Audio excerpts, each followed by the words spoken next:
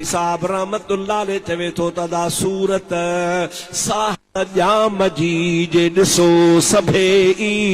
त सुख न सुम्हो कॾहिं वर पासो ॾे मुखां अॻे हूंद घिड़ो सभु घड़ा खणी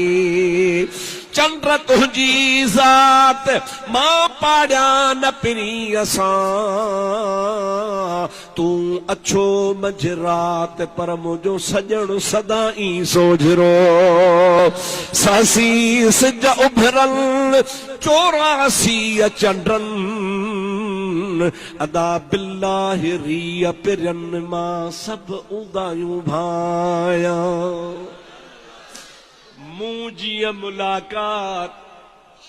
महबूब जरी जहान छो चो असांजो नबी हयातुन नबी ॾाढे न ॾाढे असांजो नबी हयातुन नबी पर ज़ाहिरी दुनिया मां जॾहिं मुझे महबूब जहान छो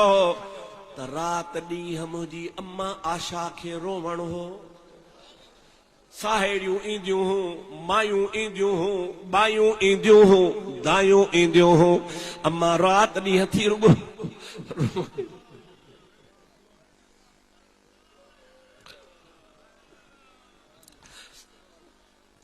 अम्मा आशा सिद्दीक़ा रज़ियल्लाहु ताला अन्हा फरमाए थी मुंहिंजी मुलाकात हुए अव्हां जी हो तसां सुख न सुम्हो कॾहिं न को ॾींहं न रात हूंद बाहुनि विझी वात रीहूं कयो रिणनि में अवां के मुझे महबूब करीम जे सोबत जी ख़बर ई कान्हे का जिया मूं मोहम्मद करीम के ॾिठो ये कह को न ॾिठो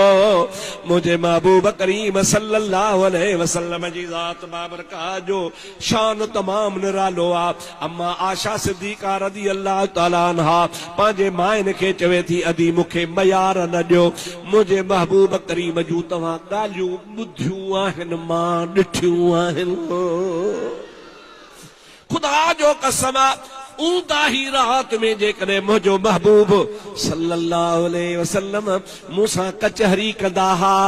ऐं थोरो बि ॻाल्हाईंदा हा त लुलुल जुदरो हबीब पाक जे ॾंदनि मुबारकनि मां एतिरो त नूर निकिरंदो हो जो मुंहिंजो सॼो घर रोशन थी वेंदो हो हिकिड़ी दफ़े मुंहिंजो ॾीओ विसामी वियो मूं कपिड़ो वेठे सिबियो उन ॾीए ते महबूब जे सिलाई वेठे कपिड़े जी कयमि ॾीए खे लोॾो आयो किरी पियो विसामी वियो सुई मुंहिंजे हथ मां किरी पई अम्मा आशा थी चवे मां जो ही हथ हया महबूब चो आशा छा थी करी किबला सुई किरी पई आहे महबूब खिली ॾिनो उन खिलण सां एतिरो त घर रोशन थियो जो अम्मा आशा चवे थी मां उहा किरल सुई खड़ी वरिती सॼो मुंहिंजो घर रोशन थी वियो इमामुल अंबिया सल्लल्लाहु अलैहि वसल्लम जी ज़ात बाबरकात जे ॾंदनि मुबारकनि मां